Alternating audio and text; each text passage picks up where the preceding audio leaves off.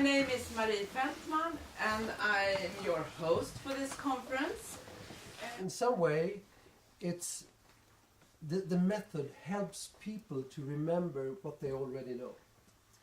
Because we're kind of influenced by a mass of media. And we know a lot of things that we're not able to pick up in the right moments. And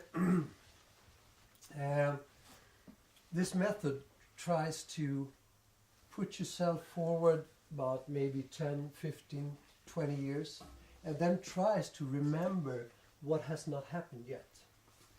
A director is going to work with artists doing maybe public art or directing.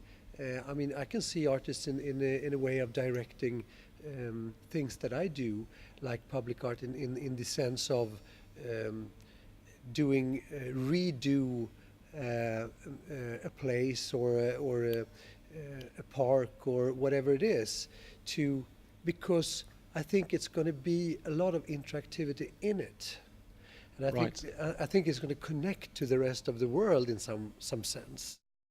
It's a way of tracking which trend is driving the other trends, which trend is the strongest and driving the other trends and so on.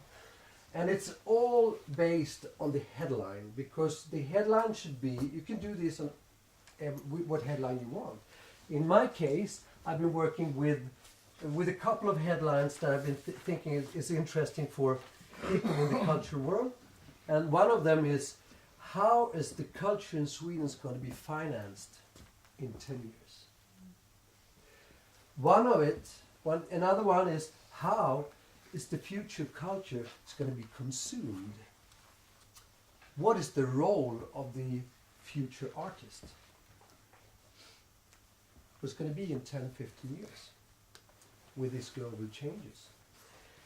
And the fourth one is, how is the future culture or artistic expressions going to be educated and distributed?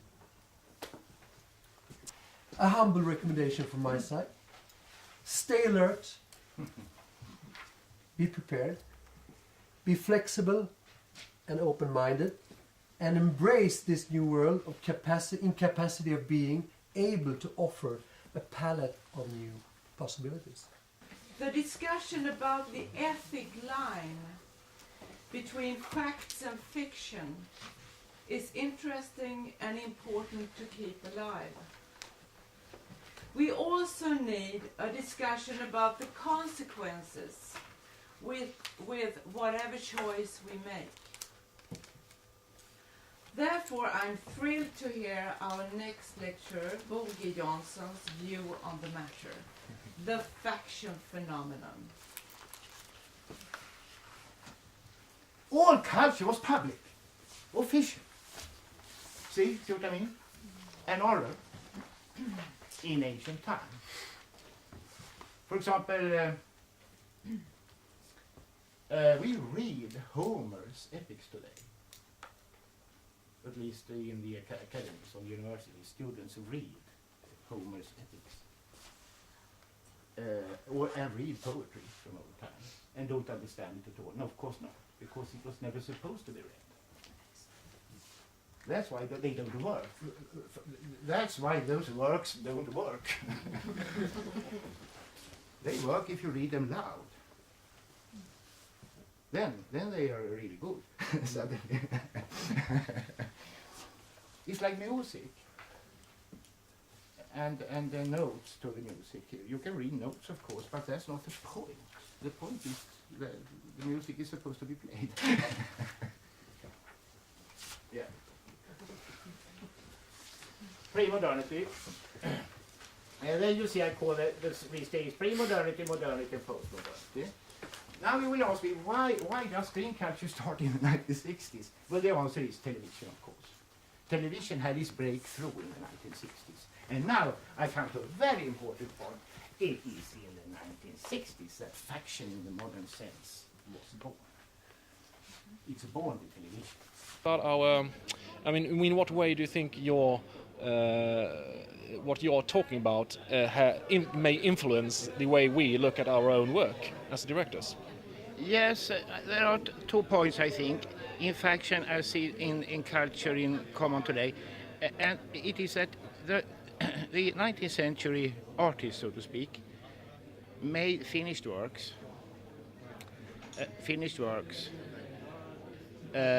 and fictional and finished works, and thereby this artist emphasized him or herself as an artist and as a person. But if you make factions, you are in a sense abdicating as author, because it is reality itself, so to speak, which decides the plot. Yes, of course. And if you make a story which is not finished at all, but is interactive, so that it is the audience who ultimately decide the plot, then also you abdicate, so to speak, as an author, Right. in the romantic sense of the word. Yes, I realize that. And you also... And in that sense, you lose the rights to Exactly, your work. yeah. You don't own it, so to speak. Yeah. Neither morally nor legally, because you claim that you are not the creator of the work.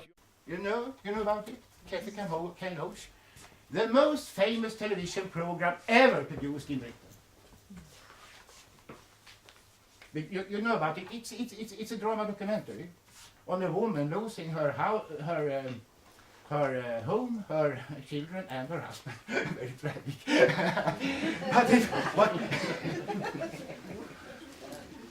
This is the birth of the drama documentary.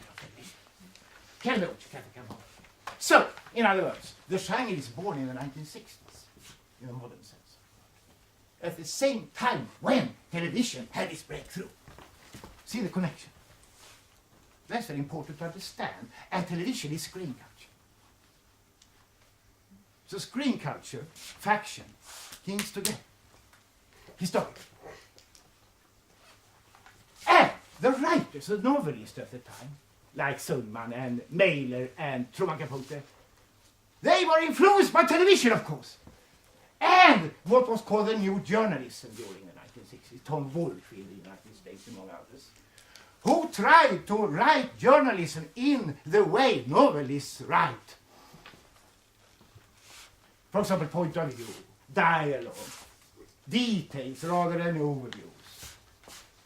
Thank you. Thank you very much. Thank you very much. It was a very nice lecture as well. I thought you were Thank you very, very much. you have a very nice stage presence. you. Well, of course, you're aware of that. But, A little acting. yes, and The game does need a few things in order to be a game. It needs to have interaction. There needs to be some kind of exploration. That means you have to be able to want to go there. If you have a gaming environment that is just totally unattractive and locked and full of invisible walls, you know, where you can't go there but you want to go there, it's not a good gaming experience. You have to be able to have choices. That sounds so simple, but it's really important. You have to be able to go that road or that road, pick that up or not pick that up. And as a designer of games, and I don't call myself a designer of games, but the game I'm working on now, I'm much more involved in the design process, so I'm more into that now. I just have to put stuff so that you want to go there. In order for me to get the story going, I want the gamer to want that, and I have to put it there in a way that it feels like the best option. If you have played Half-Life, in the beginning of Half-Life, you walk around, you don't know what to do. Suddenly, you can climb up and jump down, move into an apartment, and then you are suddenly attacked and you move. You want to go up the stairs, you want to go to the roof, but it's blocked, you can't go there, so you have to go back. And it's very scripted, it's very linear, but as a gamer, you hopefully don't think about that, but you go where you feel you are choosing to go. You want to make choices, you don't want to be led. Once again, my humbling experience of pushing narrative was about, I think I deliver causality to a game. But that is